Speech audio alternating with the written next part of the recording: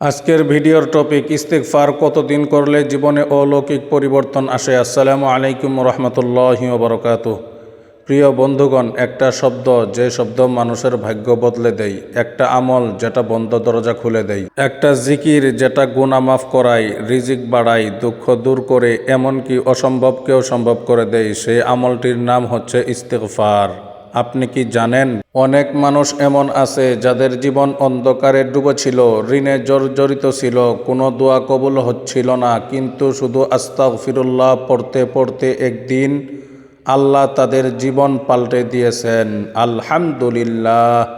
আজকের ভিডিওতে জানবেন ইস্তেগফার কতদিন করলে জীবনে পরিবর্তন আসে। এই ইস্তেগফার নিয়ে কুরআন কি বলে, হাদিস কি বলে, আর একটি হৃদয় বিদারক বাস্তবধর্মী ঘটনা। এক ব্যক্তি ছিল, ব্যবসা একদম শেষ, চারিদিকে ঋণ আর ঋণ, সংসারে অশান্তি, রাতে ঘুম নেই।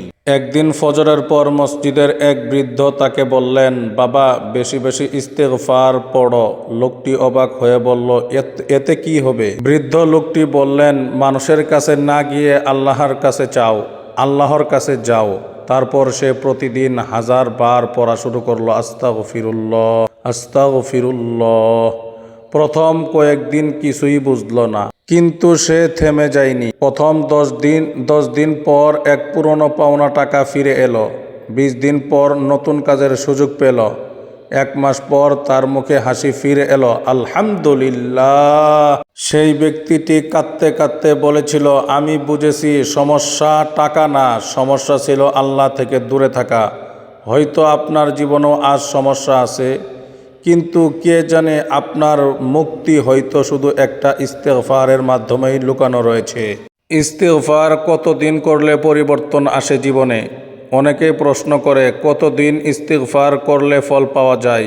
এর নির্দিষ্ট দিন কোরআন হাদিসে নেই, কারণ এটা আল্লাহর রহমতের বিষয়। কারো 7 দিনে পরিবর্তন আসে, কারো 40 দিনে, কারো আরও আগে এসে পড়ে পরিবর্তন।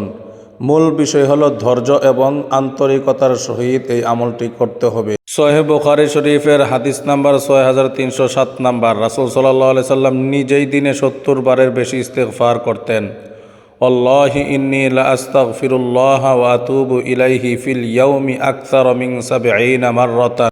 অর্থ, আল্লাহর কসম, আমি দিনে 70 বারের বেশি আল্লাহর কাছে ক্ষমা চাই ও তওবা করি। যিনি নিষ্পাপ নবী, তিনি যদি এত ইস্তেগফার করেন, তাহলে আমরা কত গুনাহগার।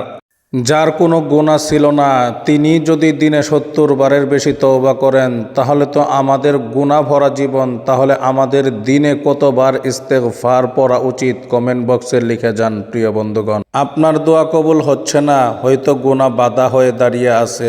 আপনার ঘরে বরকত নেই, হয়তো আল্লাহ ডাকছেন, আমার কাছে ফিরে আসো। প্রিয় বন্ধুগণ, তাই আজ থেকেই শুরু করুন। হাঁটতে হাঁটতে, ঘুমানোর আগে, ফজরের পর, কাজের ফাঁকে ফাঁকে শুধু বলুন, আস্তাগফিরুল্লাহ ওয়া আতুবু ইলাইহি, আস্তাগফিরুল্লাহ ওয়া আতুবু ইলাইহি।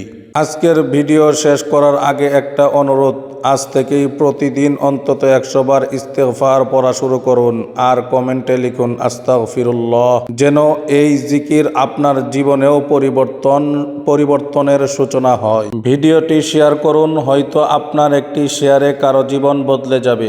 আর ইসলামিক হৃদয় ছোঁয়া ভিডিও পেতে এখনই সাবস্ক্রাইব করুন লাইট অফ দোয়াস চ্যানেলটি। আল্লাহ আমাদের সবাইকেই বেশি বেশি ইস্তেগফার করার তৌফিক দান করুন। আমিন।